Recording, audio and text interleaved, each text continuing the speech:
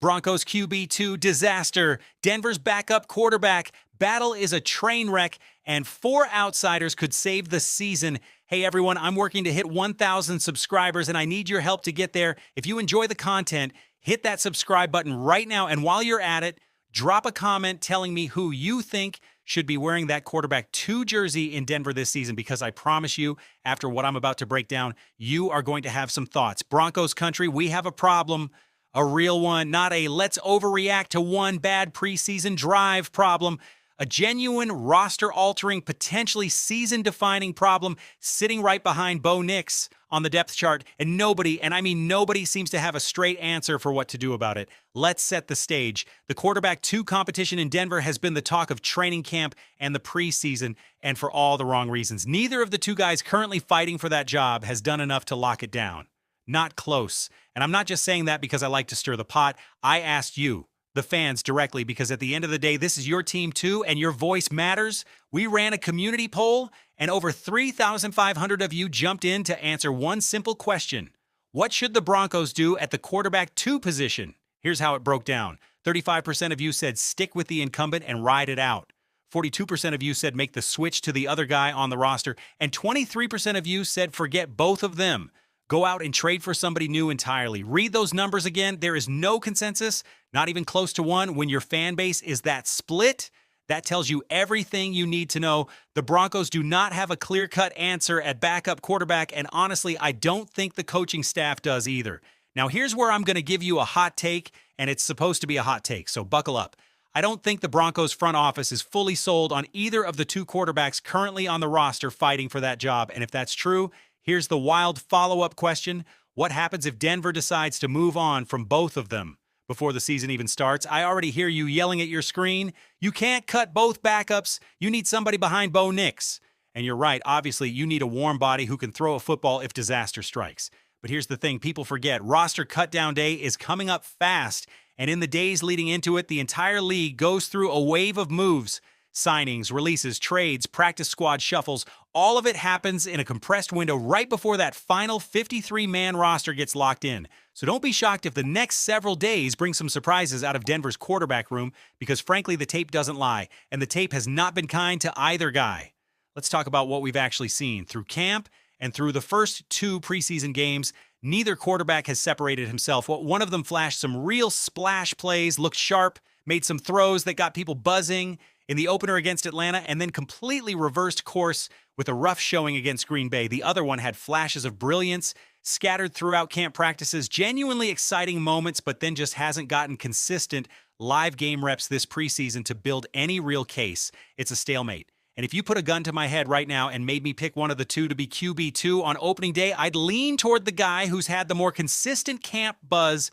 But even then, I tell you, my confidence level is shaky at best. That's not a ringing endorsement for either player, and it shouldn't be. So here's the real question I want to pose to you before we dive into names. Should the Broncos actively go explore outside quarterback options? My answer is yes, not a hesitant yes. Basically, a necessary yes. This roster has Super Bowl aspirations. You do not walk into a season with legitimate championship hopes and a giant question mark at backup quarterback. That's how you watch your whole season implode over one bad Sunday. So who should Denver actually be calling? I've got 4 names for you, and I promise you this list is going to get people talking.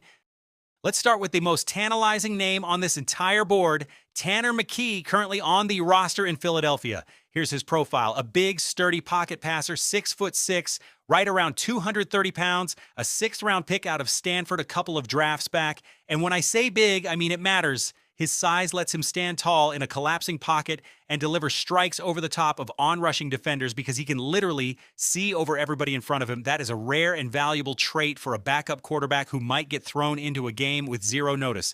Here's where it gets interesting, though. There is genuine disagreement in Philadelphia right now about whether McKee is actually their true backup or if he's been passed on the depth chart by a veteran journeyman. Recent roster projections have actually left McKee off the projected 53-man roster entirely, favoring the veteran option as QB2 and a different young arm as QB3. That is stunning if you go back and look at what McKee did last preseason, because he was one of the most productive preseason quarterbacks in the entire league against a starting caliber defense. He lit it up, 20 completions on 25 attempts, well over 250 total yards, 3 touchdowns, and a passer rating north of 130. That's not a fluke stat line. That's a guy who can play. And this year, still sharp, right around a 69% completion rate, over 200 passing yards, multiple touchdowns, 0 interceptions, and a passer rating over 107 through the preseason. Those are QB1 caliber numbers in a backup role. I genuinely believe if you drop Tanner McKee into a real game against a good team and told him he had to win it, he could do it. Would I want him as my season-long starter? Probably not. But as an emergency bridge option who can manage a game and not turn the ball over? Absolutely. Now here's the catch, and it's a big one. If Philadelphia does end up cutting McKee loose, he is not a vested veteran, which means he has to pass through waivers before he can sign anywhere as a free agent, and Denver currently sits near the very bottom of the waiver priority order. That means the odds of Denver simply scooping him up off waivers are slim. Somebody ahead of them in that pecking order almost certainly grabs him first. So if the Broncos want McKee badly enough, waiting on waivers probably isn't the play. A trade before final roster cuts would likely be the only realistic path to land him. Name number 2 on this list, Mason Rudolph. Now, full disclosure, he is not my personal top choice, but when you're talking about pure backup quarterback value across the entire league, he's a top 10 option, full stop. He's got real starting experience, multiple seasons as QB1 for a playoff caliber franchise, and he stepped in and played meaningful snaps last year when the starter went down with injury. Right now, he's technically labeled as QB2 on his current roster, but that label is shaky at best, and here's why. Most people around that organization believe they will not carry 3 quarterbacks if it means keeping Rudolph over 2 younger arms who both have significantly more long-term upside and come at a fraction of the cost. Even Rudolph himself has publicly admitted he has no idea how the quarterback room is going to shake out, though he says he feels good about what he's shown. And realistically, keeping 4 quarterbacks on an active roster is basically unheard of around the league. So logically, this comes down to a numbers game, and Rudolph is the odd man out. He's a vested veteran, though, which means if he does get released, he's an unrestricted free agent immediately, no waiver wire, no waiting. He could sign with any team, including Denver, the very next day if he wanted a real shot at a championship roster. His actual 2025 numbers as a starter weren't spectacular, but they weren't bad either. A completion percentage in the low 70s, over 300 passing yards, multiple touchdowns against a couple of interceptions, and a passer rating in the mid-80s. That's a guy who can manage a game and not lose it for you, especially behind a strong defense like Denver's. The one wrinkle is his cap number, which sits notably higher than some of the other names on this list. Still very manageable in the grand scheme, but worth knowing. Third name, Andy Dalton. Yes, that Andy Dalton. Look, at this stage of his career, nobody is confusing him for a franchise starter anymore, but there's a reason certain coaching staffs continue to give him second-team reps over younger, arguably more talented options. He's the definition of a safe, professional, game-managing journeyman, the kind of quarterback every contender wants stashed on their bench in case of emergency. If his current team decides to move in a different direction, Dalton instantly becomes available, and he's exactly the type of low-risk insurance policy a Super Bowl hopeful roster should be interested in. His numbers last season with his previous team were, in a word, middle of the road, right around 67, 68% completion, under 300 passing yards on the day he played, a touchdown and interception passer rating, right around 89, nothing flashy, but also nothing disastrous, and that's exactly the profile you want in a worst-case scenario backup. He won't win you a Super Bowl by himself, but he almost certainly won't hand the other team the game either. And on price, he'd come cheap. Cheaper than a lot of the shakier options currently sitting on Denver's own roster. And now, name number 4, and honestly, this one might be the most fun name on the entire list. An undrafted free agent currently buried on a depth chart out of a small Division II program. Stick with me here because the tape is legitimately eye-opening. Standing around 6'5", 240 pounds, with what scouts are calling a genuinely lively whip-like arm. Elite arm elasticity, sharp reads through his progressions for a guy with 0 high major experience, and enough functional athleticism to actually pick up positive rushing yardage on the ground, including a rushing touchdown in a recent preseason outing. Now look, I know what some of you are already thinking. Comparisons have already started floating around linking this guy stylistically to some genuinely respected NFL quarterbacks in terms of size and mobility. I'll be honest, I think those comparisons are a little premature and honestly a bit much for a guy who hasn't taken an NFL regular season snap.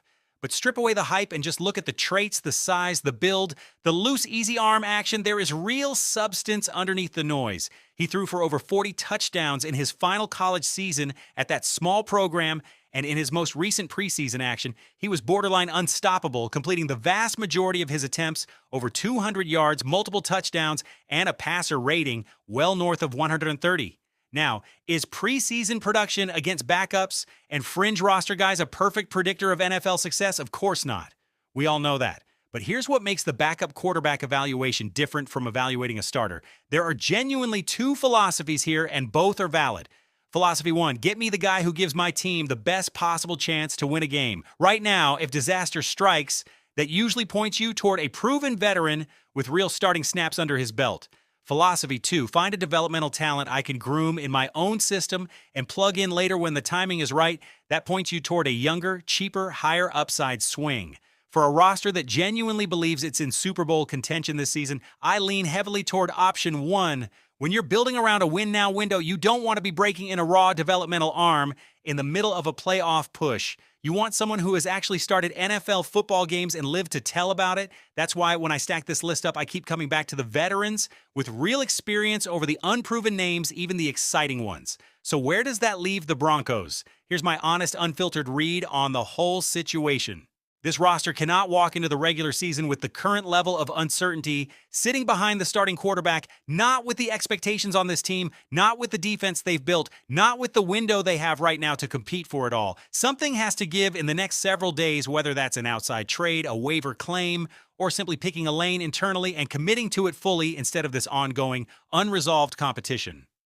And honestly, that's exactly why I wanted to break this down for you today, because this is one of those under-the-radar roster questions that could quietly decide whether this Broncos season goes exactly according to plan or completely off the rails the moment the starter goes down for even one series. Backup quarterback play doesn't get the headlines that a blockbuster trade does, but ask any fan base who's lived through a backup quarterback disaster in the middle of a playoff push, and they'll tell you this stuff matters more than people want to admit. So here's what I want from you. Drop a comment right now and tell me which direction you think Denver should go. Do you trust one of the two guys currently on the roster to figure it out? Do you want them chasing a proven veteran on the trade or waiver market? Or are you the wild card in the group who wants to see the developmental small school arm get a real shot down the line? I read every single comment, and I genuinely want to know where this fan base stands, because based on that poll, we are split right down the middle, and I love that about this community. If this breakdown helped you make sense of one of the messiest position battles on this entire roster, do me a favor, hit that like button. It genuinely helps this channel grow and reach more Broncos fans just like you. And if you haven't already, subscribe, because we're covering every single roster move, every cut, every signing, all the way through final roster cutdowns and into the regular season. And you are not going to want to miss any of it. Drop your prediction in the comments. Let's get a real conversation going down there, and I'll see you in the next one. Mile high salute. Be cool.